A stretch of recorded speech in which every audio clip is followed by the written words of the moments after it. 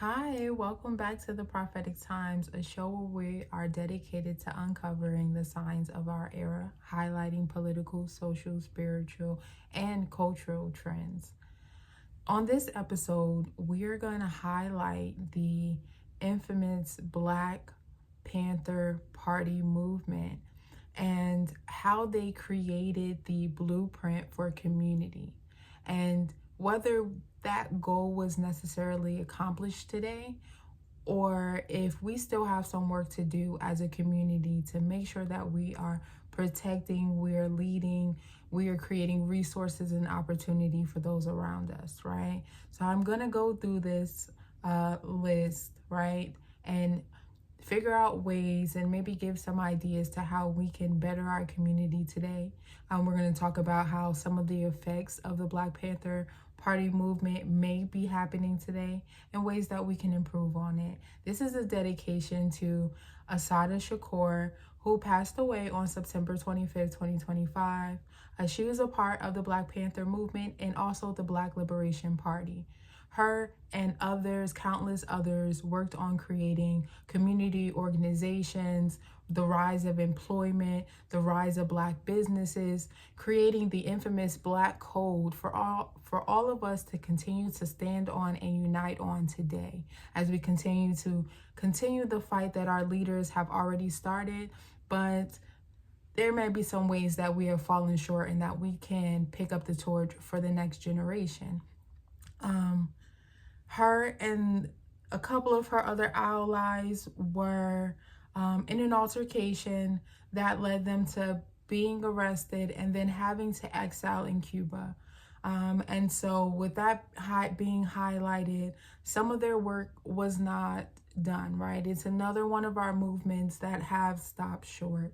And today we're going to dive into it. So I hope you enjoy the rest of the video. Okay, so we're going to start off with a brief introduction to what is the Black Panther Party, right? It was the most influential Black empowerment organization of the 20th century. It combined militant resistance to the oppressed community, providing community service programs, and building a legacy that still lasts today. It was founded in October of 1966 in Oakland, California, by its founders Huey P. Newton and Bobby Seale. This context was around the movement is for police brutality, segregation, poverty, systematic racism within the inner city Black communities. They were inspired by Malcolm X and Malcolm X's call for self-resistance and self-defense. So they are infamous for implementing these key programs within the Black community, community self-defense classes, and as well as patrolling and military underneath their program. They provided free breakfast for children, health clinics, free clothing, groceries, and senior escorts, and liberation schools. I just want to share a brief note. I did not know prior to doing research that they promoted liberation schools, and in inner cities, especially up north, I can speak for myself and my experience. There was a wave of private education that were ran by Black people. And in those private educations, between charter schools or private schools, there was an emphasis on Black history. So I was lucky enough to attend a school like that emphasized on Black history, that emphasized on Black revolutionary stories and Black power. And so those are so important, especially when I then moved to other neighborhoods or more suburban neighborhoods where they did not emphasize Black history and make sure to instill that pride into children at a young age. And so to know that That's something that the Black Panther Party stood on within their program, but also pushed out, has helped to mold and shape, a lot of Black children that we have today. And as the movement is starting to rise in Black pride, we are also gaining more resources for our children so that we can continue to make sure that they learn their history and grow in their pride even in their youth, especially the way that the education system is set up now.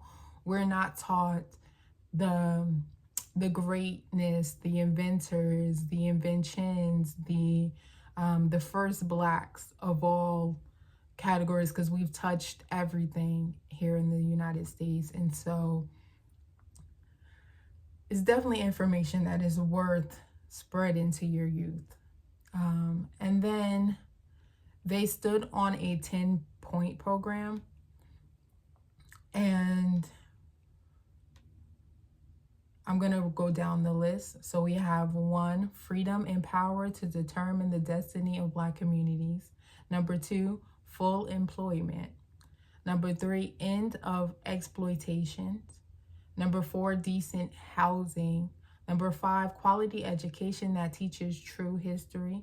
Number 6, the exemption of Black men from military service in imperialistic wars. Number 7, the end of police brutality and murder. Number 8, freedom for incarcerated Black men and women. Number 9, trials by juries of peers from the Black community. And number 10, land, bread, housing, education, clothing, justice, and peace.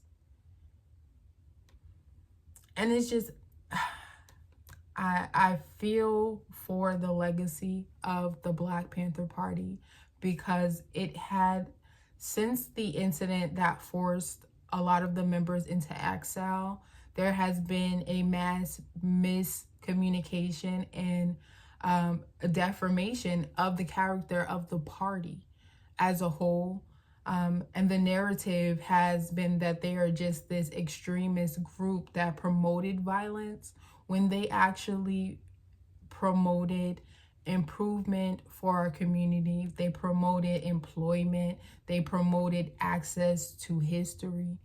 And then access to basic necessities like groceries, housing, education, clothing, justice, proper legal steps being paid for crimes, being able to have peace within their community. For the last thing to note that there's peace, just know that there was chaos. And I think that when we talk about groups like this that have made an impact, we don't necessarily think about what they were going through during that time, right? They get a bad rep, the Black Panther Party, for being violent, but they were in a time in which violence towards our community was strong. So in order for them to make an impact that they did, they had to match energy at some point.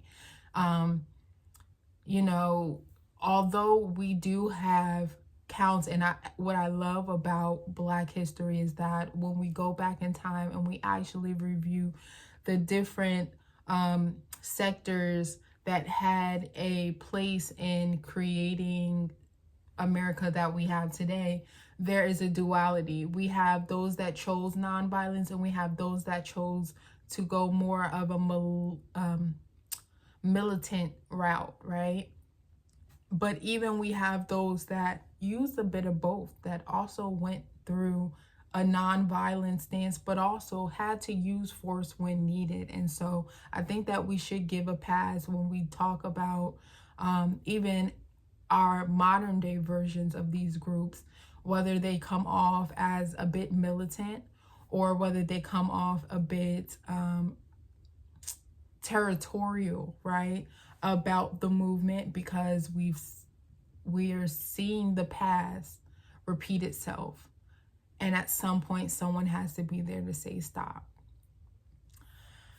And so I just kind of wanted to highlight that, right? I love every bit and parts of the movement, from the nonviolent to the more militant version, but all is needed. I do believe that if it was not for the Black Panther Party, we wouldn't have, even on a community level, the amount that we have today, right? The good thing about having that militant group that they had to force their way into change, it just goes to show you that the movement is not just going to need peace and love in order to move forward, right? It's not just going to have to be nonviolent. There's going to be times where we have to put our foot down and make sure that we're heard and that change is made within our community. But I also wanted to see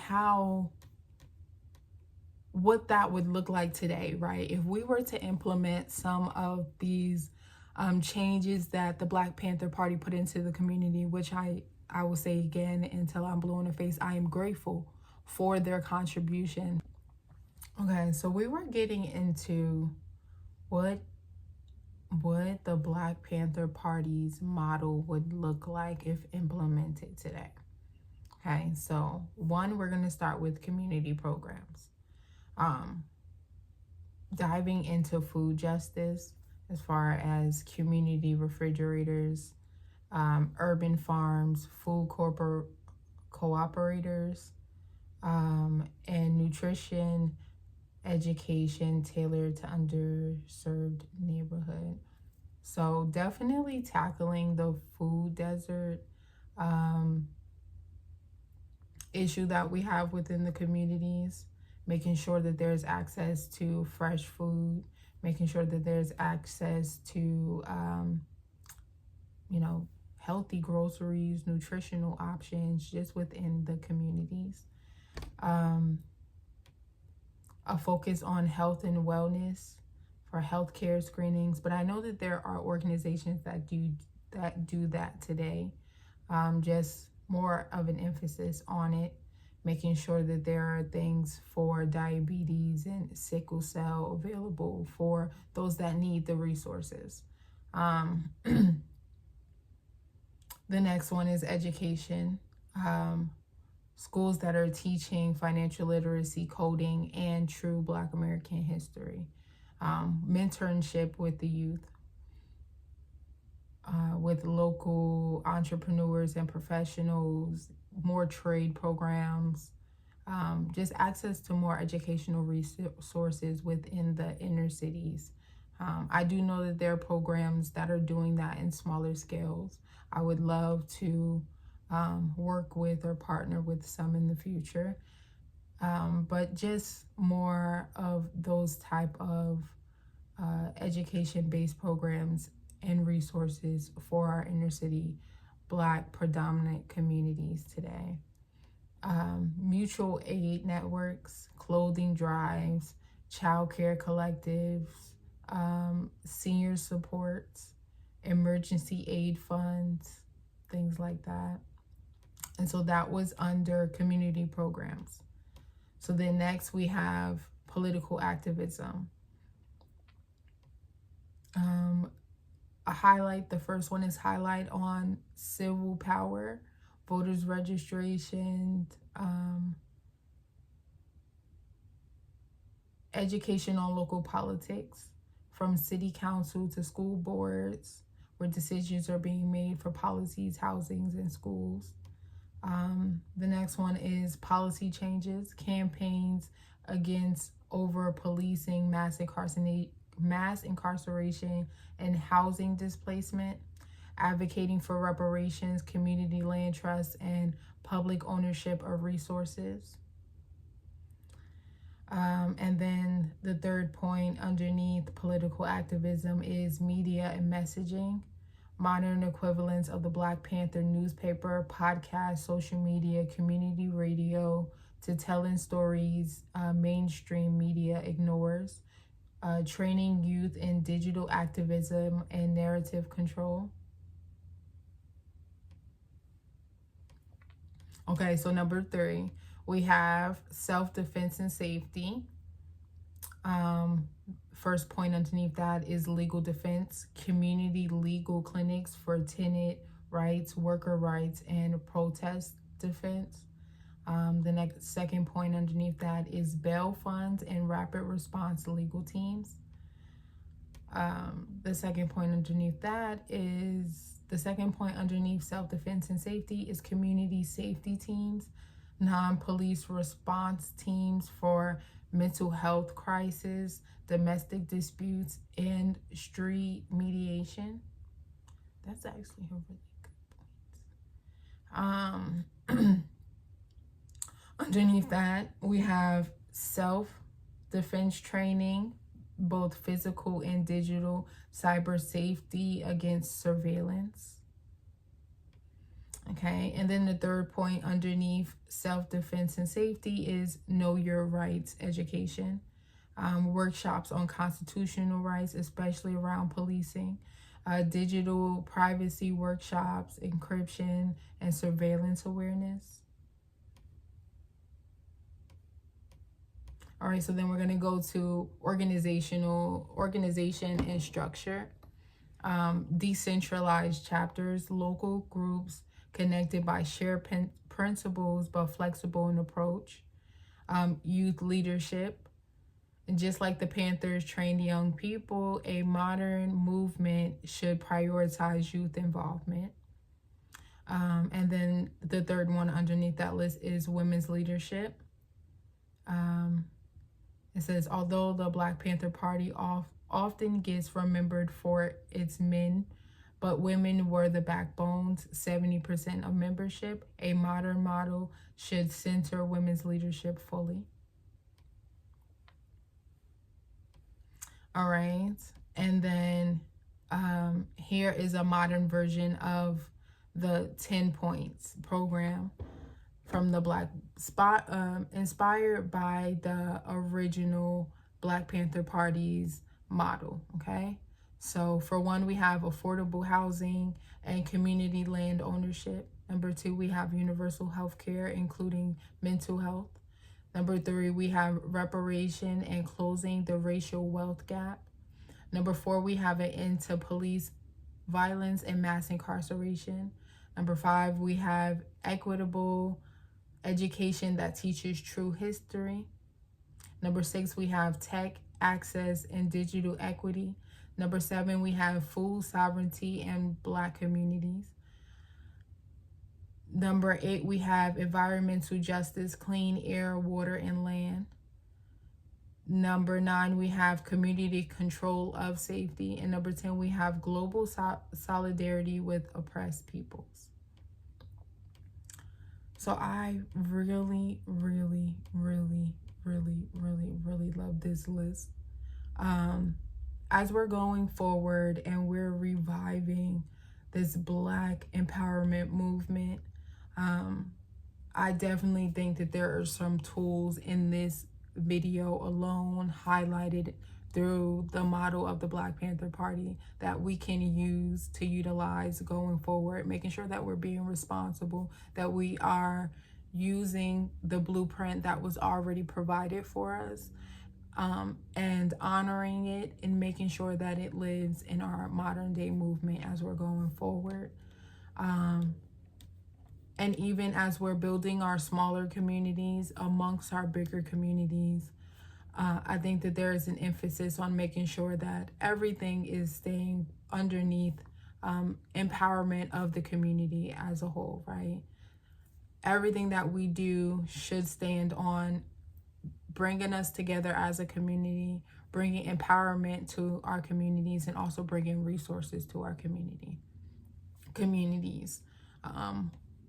And then just making sure that we always keep our focus on what it needs to be, which is to gatekeep our culture, continue to gatekeep our politics, gatekeep our social culture.